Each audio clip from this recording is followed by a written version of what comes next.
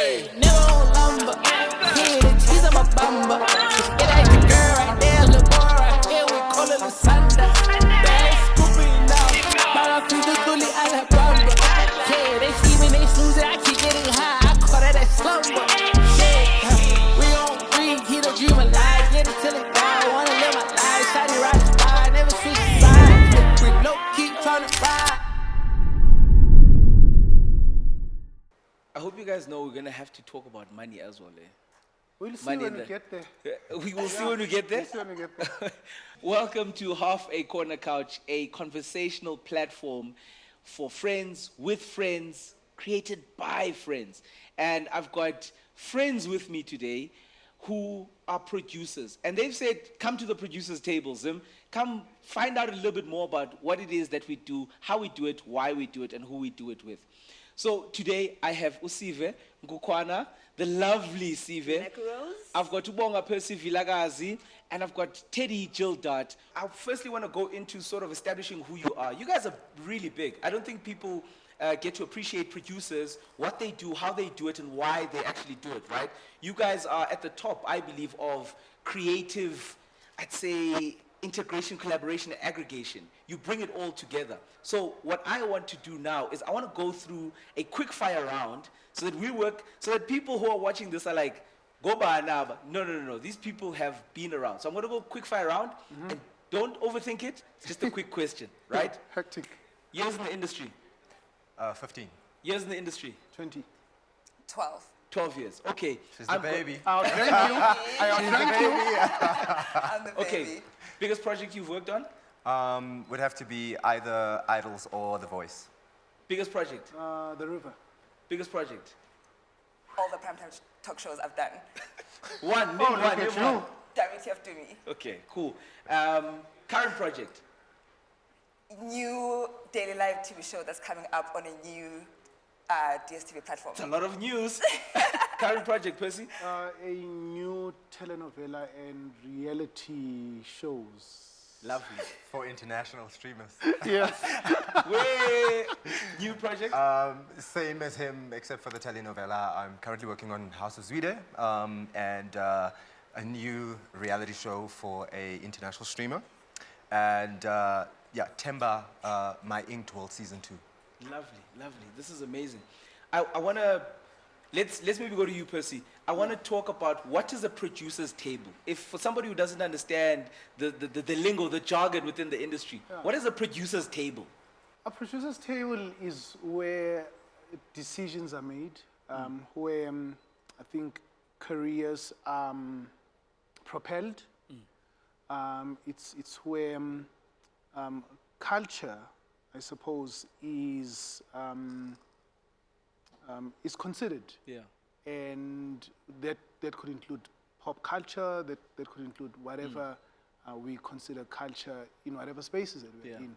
I think a producer's table is where big decisions about what audiences want and what viewers should be wanting are discussed. Now, Teddy, a lot of people always talk about writers more than producers. Why do you think that's the case? Why do you think a lot of people are more well in tune with the writing part of it, but not so much the producing part of it? Because I think, with producing, it's where the idea, most of the time starts, right? Yeah. It is, where the leadership exists. But I think when the idea exists, it obviously has to be explored. And in the world of storytelling, writers are really, hand in hand and, a huge part of how that is executed and how that story comes across. So they really bring it to life.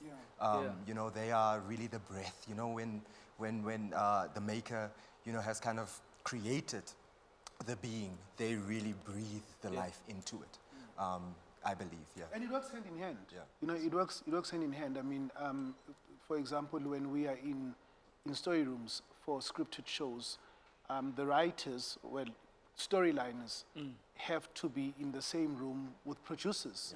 So it's a very symbiotic relationship. But I think because when, and I mean, you'll correct me if I'm wrong, when you are a producer, not only are you in leadership, but you're also a generalist because Yeah.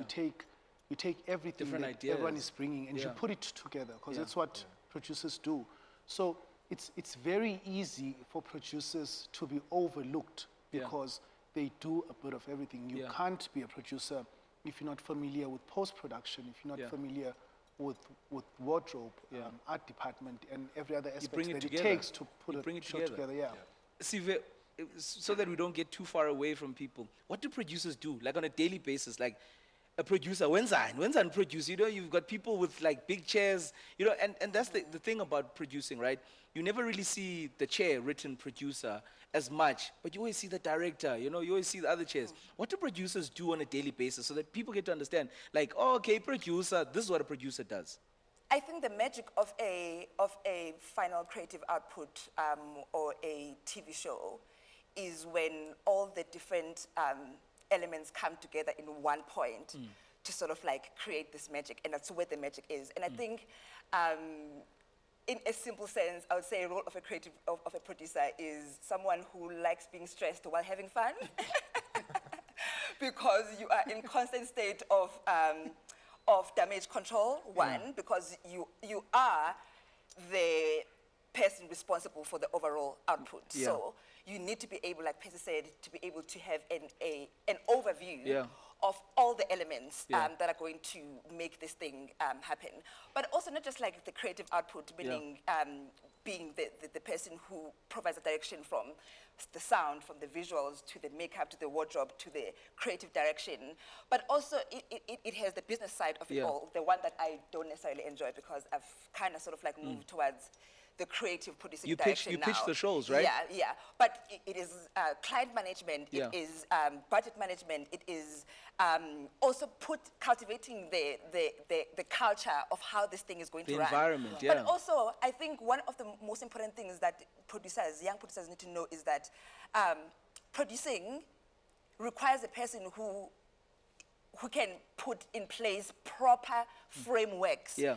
and approaches. Systems. And like systems, so that like this thing is not chaotic. Everyone knows that magic point that I was telling you about, where Yeah. we all meet in one place, and like that place is the magic. Because there's money involved, right? There's people's Your livelihoods. favorite topic. Yeah. No, I think. Ease us into it. So I'm going to ease you into it, but because I think it's so important to not to make people understand at home the importance of producers. And I also I've always wanted to understand this.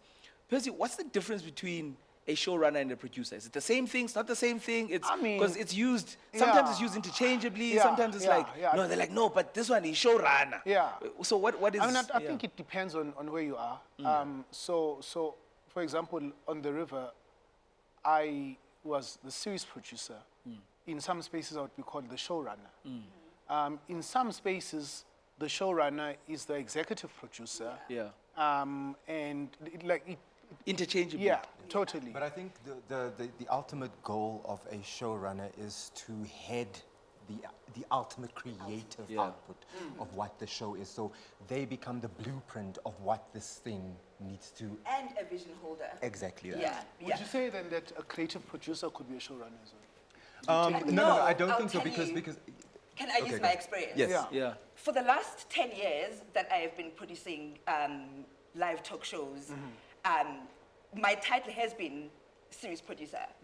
But I realized, because of the structures and how things are, that sometimes as a series producer, you are also very, very, very, very important Yeah. when it comes to the actual creative output. So Yeah. sometimes you have to see if what is more important in Yeah. this role. For example, for the longest time, before the last 2 years, I've been saying to my clients, get me a strong line producer Yeah. and get me a strong production manager, Yeah. so that I can be able to really focus 80% of my capacity into the actual creative direction. Yeah. And now I'm in a point where I have sort of like changed the positioning Yeah. of my expertise Yeah. into creative direction, because I realized that like that's where the passion is, but also that's where my most value is. And I guess I'm also at a space where I understand now that like Yeah. I can't be everything Yeah. without being profitable, because one of the things that happen is that a series producer and showrunner will do 5 people's jobs Yeah. for like one rate. Yeah. You know what I Because mean? the job has to be done. Yeah, the job And is to be the done. thing is, I think one of the most important things that really kind of locks a showrunner down is the idea that they are accountable Yes. for it all. Yeah. And I don't think necessarily that a creative producer has that Yes. capacity. Yes. Teddy, you're leading me right to where I want to be, but I want to go back 15 years. That first time you ever started and you got on set and you were learning and getting your way up there. What was that like? Because I know that there's probably someone who's going to watch this and saying, who's very young, says, I want to get into this thing. Day one for you on set, what was your first gig? What were you doing on set? What did that look like? What were the feelings? Annoying people. Yeah. I mean, Yeah. he was in my life by then, and heavily annoying me. But I think, my first entry into it, I studied, drama, and my first, job was on TV, and then my second job was at the theater. And Front or behind the camera? in front. Okay. He's also a pretty face.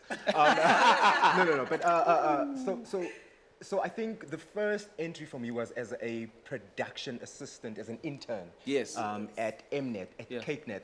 What am I doing there? I don't know. I'm Yeah. busy. At that time it's still tapes. Yeah. Tape to TV kind You, of thing. you.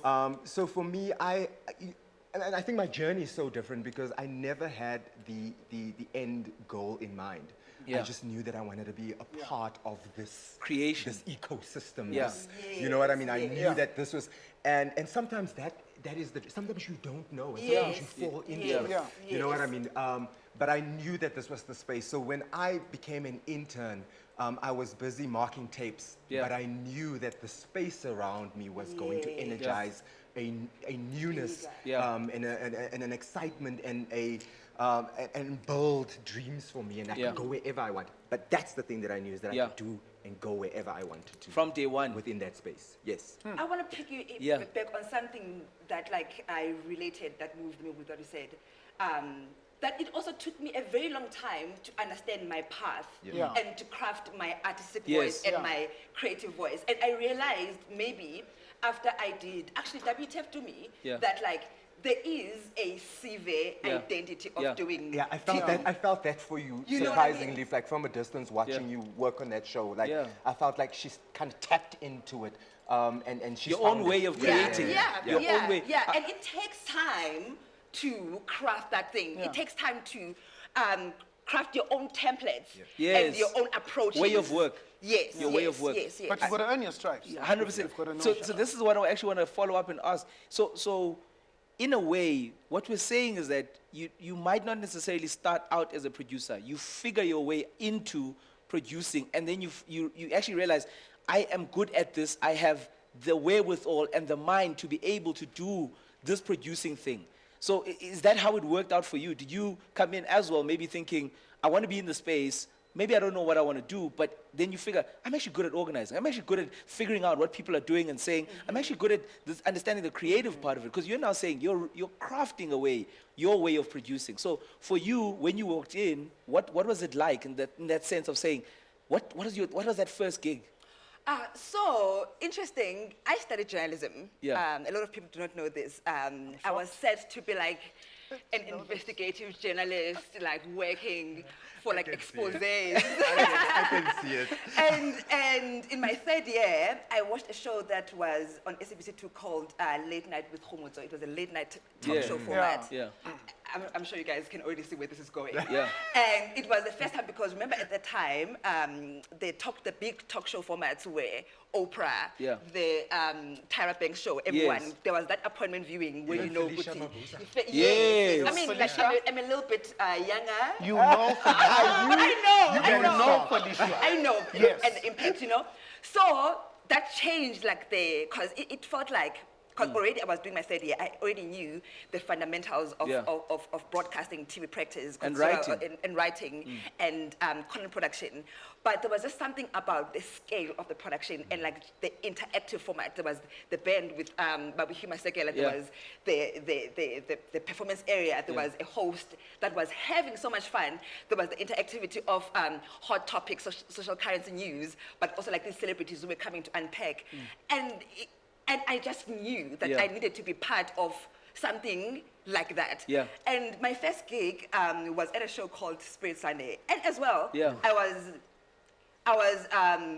I don't even know what I was. I was just like a child who was given an opportunity because Yeah. I kept on emailing 100 times a day. You Yeah. know what I mean? But quickly, at Spirit Sunday, I realized that one of my best, like, I guess, artistic voices is meaningful conversations. So Yeah. I got attached with crafting Yeah. meaningful Yeah. interviews, yeah. that are triggered properly, that have an intention, that And just are layered, yes, and are that are layered. layered, Yeah. that also ignite a sensory experience. When I say Yeah. a sensory experience, I'm talking about moving a person Yeah. just from a TV screen. Yeah. And I think from then, I just knew that it was always going to be talk, it was always Yeah. going to be impactful, Yeah. sort of like long-form conversations, but also in interactive hybrid formats, Yeah. but within, that genre. So Percy, what's actually quite interesting is it seems people go into the industry in a particular way. You come in and you're not really sure what you want to do, Yeah. etc.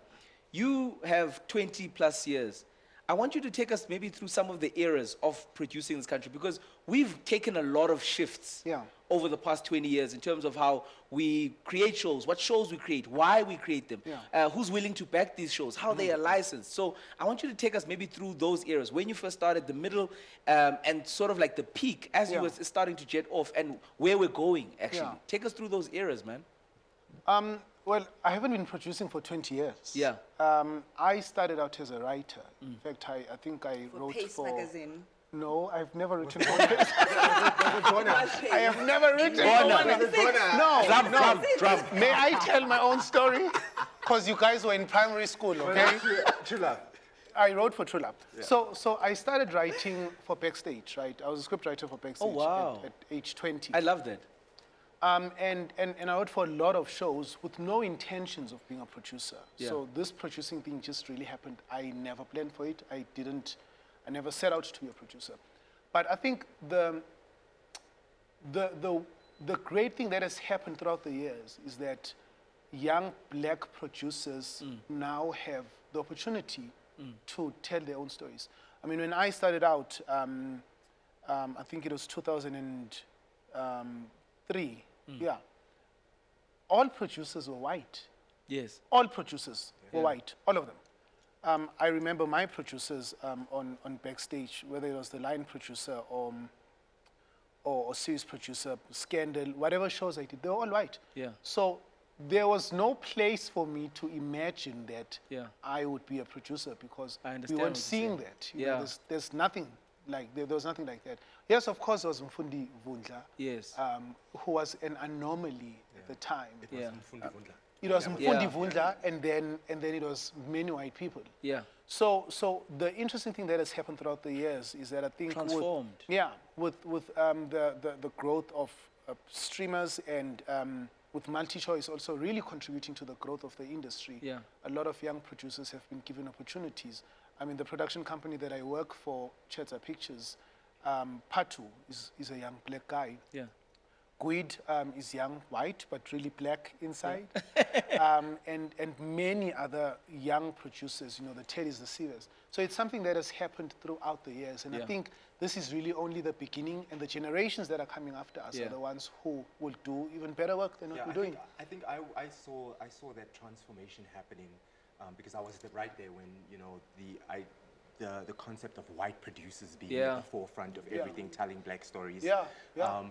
But I think what the shift that happened in 2008, 2009, So that's when it roundabout, started, right, was that you know, white producers were understanding that they are unable to tell the black experience Yeah. to its fullest extent, and we were becoming so, as black people, we had fully developed our consciousness and Yes. our understanding of ourselves and how Yeah. we want to be portrayed, perceived. Yeah. And I think they tapped into, and the broadcasters, because I was a commissioning editor at the time when this shift started happening, when we started having, you know, the Pepsis, the Lunga, Ngubes and- Hadebe, yeah. you Yeah. know, all of these people, when they started, you know, kind of coming to the foreground, because they were all creative little Yes. producers and, Yeah. you know, here Yeah. and there, The content consultants, producers yeah. and, you know, the legend Mandelas and the who and the what. And I I could see the broadcaster kind of pushing the producers to kind of finding these young black talents and growing them. And that's when the emergence of this new black producer started, when Bassi started taking, ownership of her own company, after being in front of the camera and being a creative producer herself on, Top Billing. And so those are that time was really the buzz for the shift to happen. And it was a really great shift because when you look at where we are today and you look at how stories are being produced and told in terms of the strategic thinking, in terms of the leadership, in terms of the commitment from black producers and how we are telling a story about a majority people, it's so much more different, so much more in touch, and so much more Texture. nuanced and textured. So we're probably the second generation of black producers, because it started with the guys who are now in the mid-40s and late 40s, the Pepsis, and then we are the second generation. So I want to actually pry a little bit. I want to go into, so what I'm sensing is that there was a sense of transformation, but also a sense of change in the way of work. So, and I hear how you say, you've both kind of alluded to it, but it's the pay TV thing in it, right? It's and no shade to the broadcaster, but I feel like what you're actually not saying, and I'll say it for you, is that there was a sense of professionalization that got into it that was not necessarily tied to a generalist, but a more specific content-orientated producers. Because remember, the paid, for a lot of people that don't understand this, the mandate of a state broadcaster and that of a paid broadcaster are different, right? One has to generally inform, generally entertain, generally educate. So all of these things where the person, like a MultiChoice or a Netflix or anybody else, right, for that matter, who is in the paid space, has got to deliver content, right, that people want, that they're willing to pay for. So thus it justifies the investment. Absolutely. So talking about those pay TV and where the industry is going now, I mean, Percy, you were saying that there's a show coming. Teddy alluded that it had to do with pay TV. I mean, he said it, you didn't say it. Yeah, he said it. He said it. So what is it like working with the new sort of platforms, right, relative to you having started out working with, maybe you'd say, your state broadcaster, your e-medias, your SABCs, etc., but now working with a whole host and a variety. What's changed? What do you think is being done correctly? And is it assisting the industry to grow in the right way? I know it's very loaded, and it's a question to all of you, so maybe start to think about it. But I want to understand what's fundamentally changed. What's changed in the water that we were drinking is now tasting a little bit different. Why is it, and is it good for us and better for us? Wow. I think the fact that there's multiple broadcasters, there's just big opportunities. Whereas before, and really without naming and shaming anyone, the nature of the relationship was not balanced. Whereas as a producer, you went to broadcasters with a mentality of lack. Where you really need this job, and in some cases you take whatever that's been given to you, sometimes abuse that's given to you as their a type producer. of licensing. So you just take whatever that was given to you because there was nothing else. But with the growth of other broadcasters and streamers, I think it made the playing ground more level. I think it created necessary competition because producers now had different options and places that they could go to. So the one thing that it did is that, one of the many things that it did was that it created more job opportunities and more income for different producers, where you know that if you don't get lucky with broadcaster A, you go to broadcaster B. Shop the same or similar idea or a tweaked idea to another broadcaster. Depending on what their mandate is. I think my relationship with, different broadcasters and the ones we know and the ones that are, kind of infiltrating the space at the moment, it's a, two-edged sword because as the industry is, the South African industry, we are we're so backwards in Yeah. everything that we're doing. We're struggling. It's, you know, it's a constant. I mean, you think America is struggling with, you know, just strike you know, and the everything, strikes, the writer strike, actor strike right now. We just have a fundamental, like, The foundation. that's just broken down for Period. everybody. Yeah. Yeah. Period, right? And with the, you know, infiltration of, you know, streamers and that kind of thing, there's just something that it's almost like I don't want to call corrupt Yeah. sense of thinking that always happens. Like, we always take one step forward and 10 back. Yeah. You know what I mean? It's like the streamers come into to the country and they go their first few productions and it's big dollars Yeah. and it's big budget, and finally you go, oh my gosh, we're getting the money that we Yeah. need to and deserve to have, you know, telling our stories Yeah. in the way that we, and having ownership of those Without stories, limitation. without limitation, Yeah. completely, right? And then they learn from everybody else, and it just becomes That then they it can takes us- that, And it takes that us- they can decrease the Yes, budget. and Totally. it takes us, Yeah. and it takes us 10 Yeah. steps back. Yeah. You know, so you get excited about something, and, Yeah. and ultimately, then, you know, as a practitioner, you lose the excitement of, Yeah. you know, these new relationships, these new developments that are supposed to better and further our Because it feels industry. like more of the same, But ne? it's more of the Yeah. same. Yeah. So I'm in two worlds about it, you know, but I think these are conversations that are very important for us to have, because we actually have the capability of Yeah. moving past these conversations, right? Yeah. So that it doesn't feel like we are also, you know, existing in what the South African political landscape Yeah. is existing in. You understand what I'm saying? Yeah. So, look, we can talk about this. Yeah. And I'm look, mad. You know what I mean? Like, the conversations are I'm being mad had. for talent. Yeah. I'm mad Yeah. for actors. I'm mad yeah. for I'm mad. Sive, I want to bring you in as well, and that relationship. It seems that there is an overlord relationship where producers and broadcasters kind of interact, right? There's that table, right? There's a producer's table, but then there's also that pitching table, that accountability table, right? You spoke about the accountability that producers carry, right? For the entire cast, for the entire crew, right? That relationship, how are you finding it as a producer when you sit at those big tables now? Because you're north of 10 years in the industry. You now sit at the big table, right? How are you seeing that relationship dynamic where producers are asking for things, as what Teddy's saying, as what Percy's saying, they're asking for things that are fundamental to how this creative platform must form, but they're saying no. Yeah. How are those relationships for you now? I'm also in the same wavelength as Teddy. Like, at this point, him and I were talking earlier on, and I was saying that, like, I get the dynamics of the industry, I get the politics of the industry, and, like, the hard conversations that need to be had. But I'm also at a point, like, where I'm just like, I'm pissed. I'm pissed. And it's gotten to a point where I just have had to choose my path and, like, choose how I'm going to be profitable and how I'm going to still have an impact and contribution to the thing. But piggybacking as well to your previous question, because I think it ties in well with this one.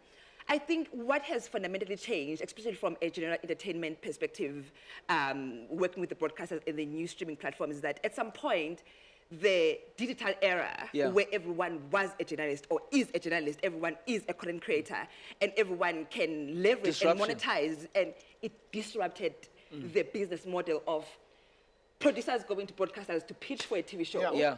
You get commissioned, you produce, you pay your staff, and it's because now it disrupted how they do their business model as broadcasters, which ultimately affects us. For example, we are all fighting for eyeballs.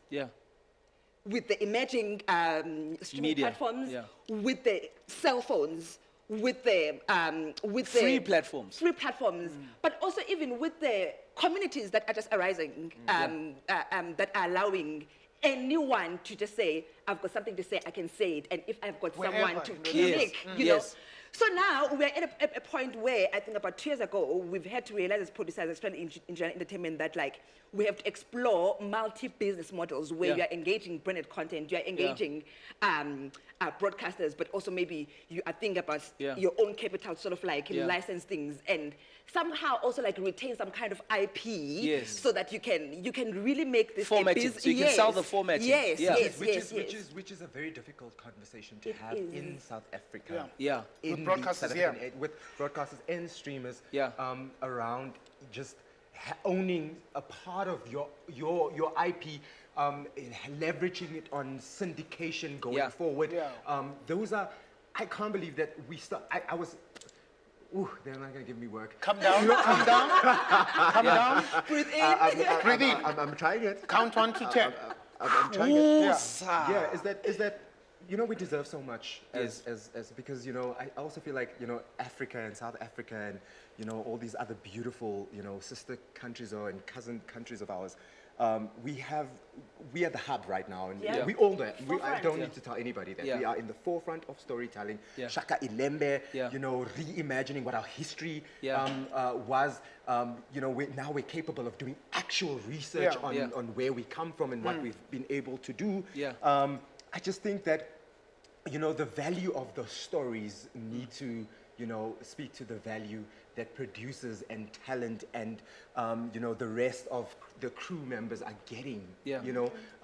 We need to be able to look at that, and I think broadcasters need to be able to prioritize Yeah. those kinds of conversations. Yeah. I'm not saying implement Yeah. immediately, because obviously there's business and model, and all those other models and structures that you obviously need to kind of consider, Yeah. right, in making money, because we're all in the business of making money and Yeah.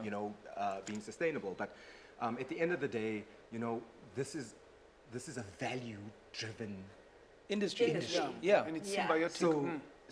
and it's symbiotic. Yeah. Yes. And so in It that doesn't work without symbiosis, producers. It needs It to- doesn't work without it needs to producers. be It doesn't work reflected. without the writers. Exactly. It doesn't work without the channel as well. Yeah. So everybody's So- got to understand. Yeah. Yes. So all of us need to get something out of Yes, this from and it needs this to be worthwhile, creation. even long term. And Absolutely. I want to actually segue. You've done such a great sort of segue for me.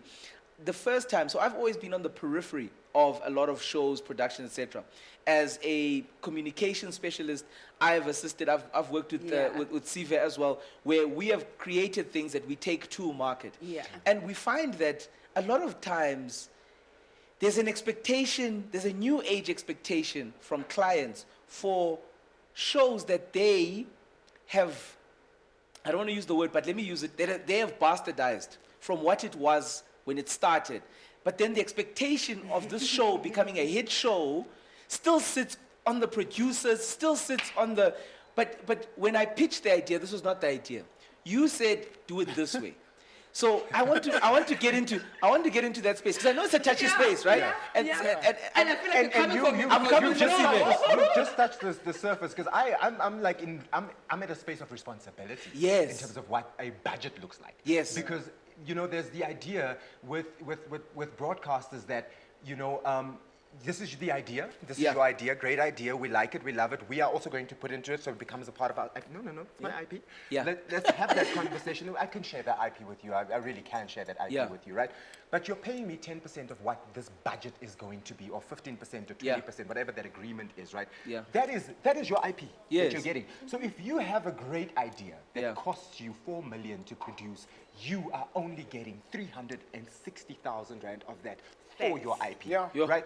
That is going to exist and be exploited Yeah. In whatever- every universe, yeah. on Yeah. every, do you For understand what I'm however saying? long. For however long, and you leave with 360, and of course they go, but we're giving you an executive producer fee. But what is an executive producer fee, Yeah. right? That is a monthly salary that Yeah. you're giving me, right? But you're You're paying an me employee, 360 basically. for something that you're going to exploit Reality. forever. Now, if the production goes over, Yeah, it's on you. it's on you. Yeah. If there's a saving in that production because you have a great team and you're able to make a saving Yeah. out of it, I have to split that with you.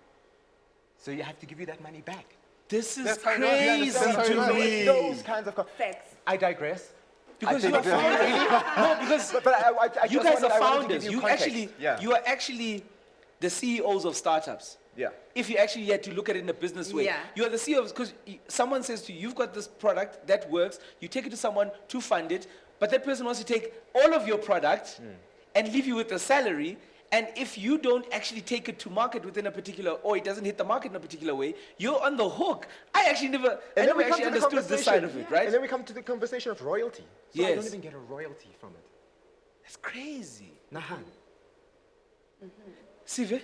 Yeah, there is something that you were mentioning earlier on, but you wanted to ask Yeah, a so different question? So no. I want to go into this question. The relationship that and the accountability, I mean, the accountability is put onto producers, but producers now have a responsibility to almost champion the new way that the Yeah. industry must work in Yeah. relation to the overlords, the Yeah. broadcasters, the Yeah. platforms, the streaming platforms. Yeah. What are you seeing in terms of who you are working with? How is that relationship dynamic? Is it changing? Is it still the same? I think especially the broadcasters that I work with in my genre, I think everyone is figuring it out. And it's so crazy because I feel like as a producer, especially in my experience, I have always had to live in the now, but also in the future. Because when I started in the industry, producers were the ones that were creating the new trends with what is the next thing. But we're at a space now where, because of we don't know how to, we have not done enough research Yeah. and frameworks of how do we deal with this digital age that we are in and this influx of content that we are getting and many content creators and many streaming platforms. Instead, we are using the same template Yeah. across Cut and paste. cut and paste, and also even with the direction of like the commissions Yeah. that we are doing, it's Yeah. the same thing Yeah. because broadcasters are just like looking for eyeballs, Yeah. for money. Everyone Yeah. is just looking for money, and it's so sad because I feel like we always have to. When we are engaging with clients, they want the show, but they also want it to come with more money Yeah. from business partners. So you must AFP it. You must fund it through advertisers yourself. Absolutely, but at the end, what are you getting? And how does it move They're it not forward? giving you that IP, your intellectual property. You're not even able to own it, as what Teddy's It's saying. almost as if like you are set up to fail from the beginning.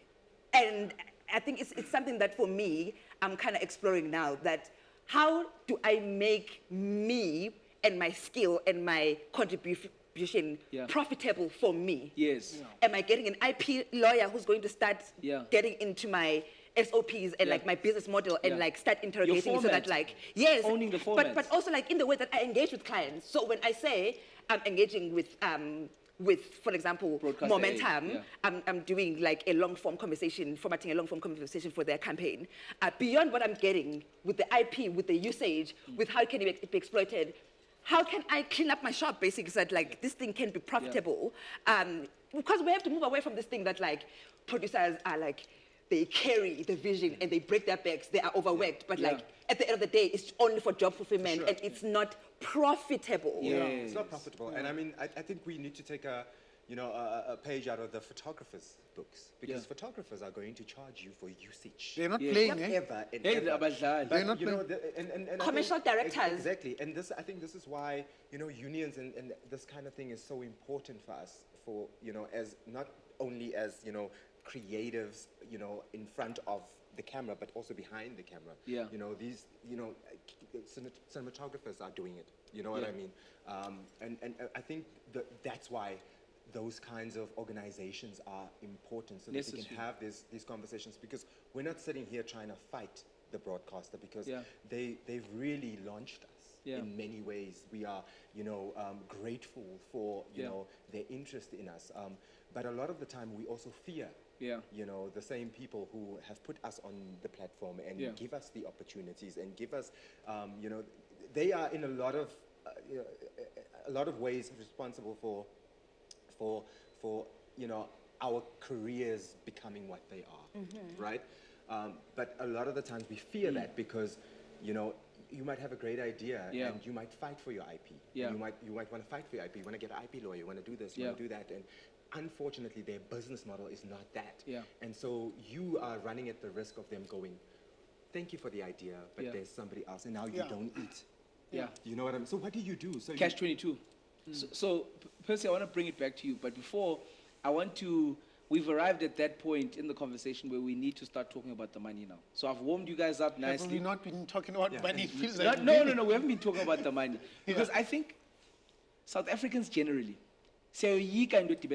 we're very scared of talking about money, right? It's a really problematic thing, because you're scared that people will start to view you differently. And what that does is that it allows the platforms who come into South Africa to be able to lowball people, right? The numbers say for themselves. MultiChoice spends 16 billion rand every year on content across the continent. Netflix was about 1.5, maximum 2 billion, but they spread it across the different regions, right? South Africa gets the biggest chunk of that 16 billion, by the way, Yeah. because we've got the highest subscriber base on multi-choice when it comes to paying subscribers. Now, with that being said, there's a conversation around, for instance, like a show right now, like Shaka Ilembe, right? And we're now going to go to those rights and that IP. That show is rumored to be between 350 to 450 million rand in terms of production value and cost, right? That's the top line number. Obviously, you saw how many actors and actresses were there. Everyone had to get paid. You saw those set designs. So the money went somewhere. But now the conversation is that a budget like that arrives. And now we're at that level where budgets like that in South Africa can hit, right? And they can sit at your table. You guys are the producers. You're sitting there and you're being told to cut numbers and do certain things. More often than not, when it comes to money, people look at the producers and they say they are skimming us down. Nobody looks at everybody else, the overlords and everybody, but they say they are skimming us down. When actors don't get paid, I want us to now go into the money. We don't have to speak about any particular person, but I want us to have conversations around what are actors getting paid in this country? Considering that we now know that I don't know of a show that's gotten more money than Shaka Ilembe, right? More support, right, than Shaka Ilembe. So we now know what the top looks like, that there can be budgets for 400 mil plus. What is the call rate?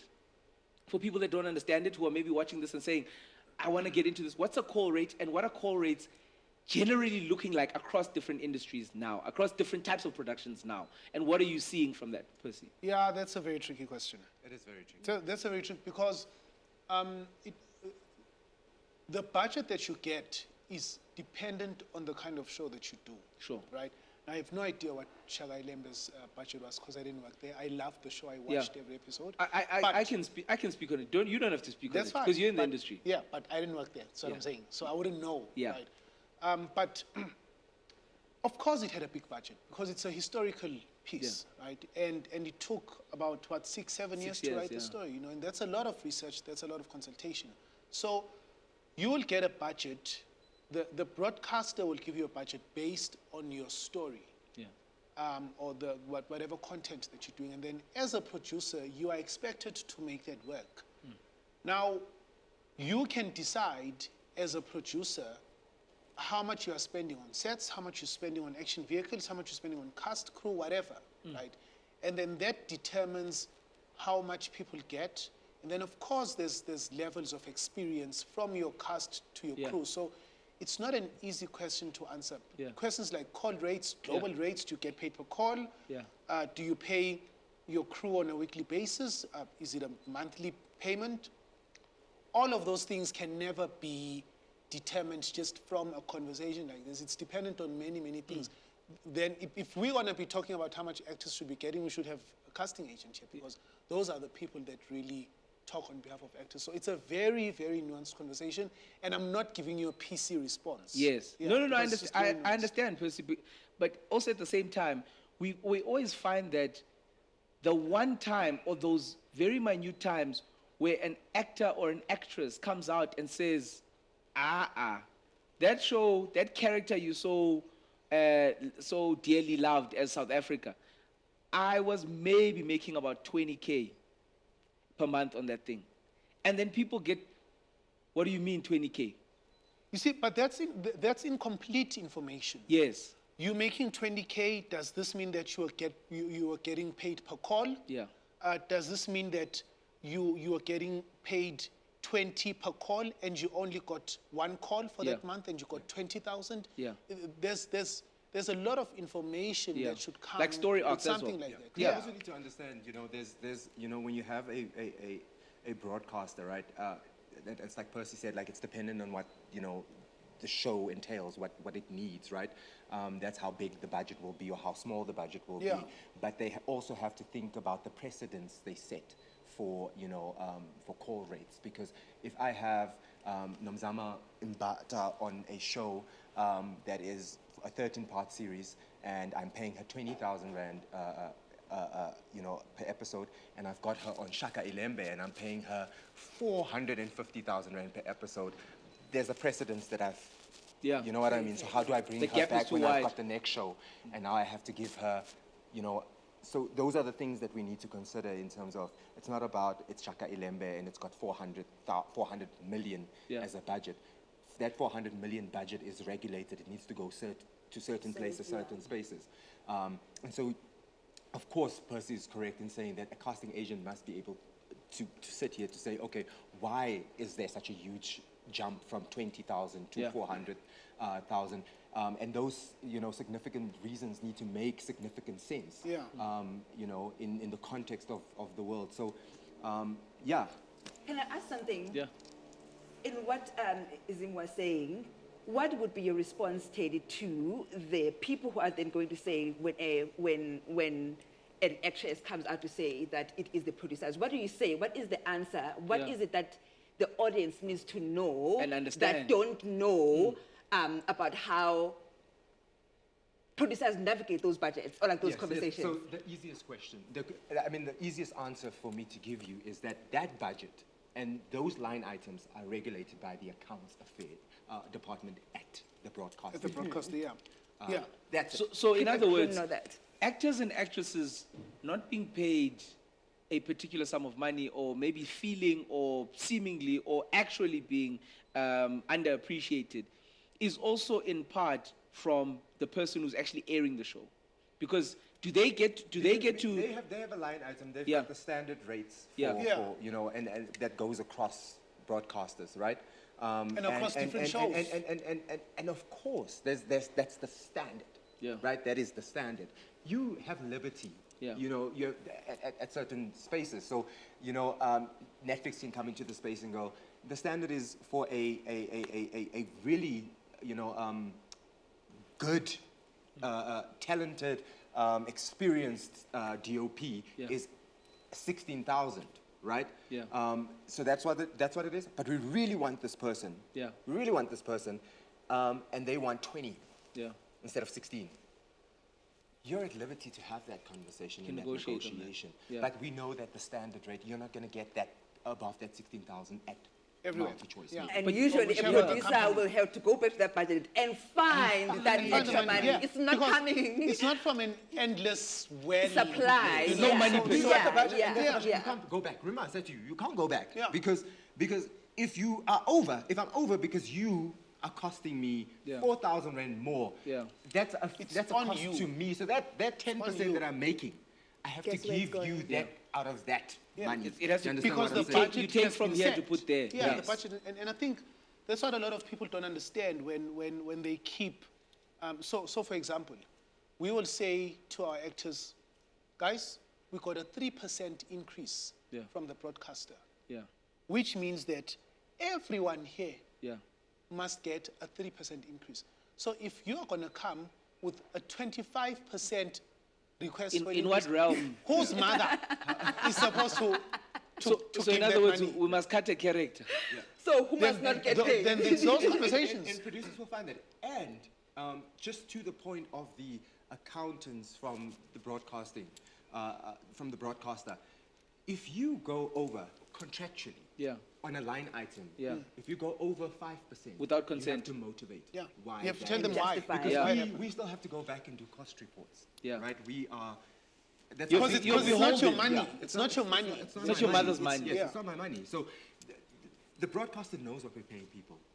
So when I give you 20 over the 20,000 instead of the 16 that I have as a standard, that I have in that line item, I have to go back to channel to go and say, listen, this is, do we want this person? Is it, you know what, you're not going to give me more money. You're going to say, if you want Make to, it work. I'm letting you know that this is your decision. Yeah. We're okay with it, but it's a precedence that we are not willing to set. I shot it right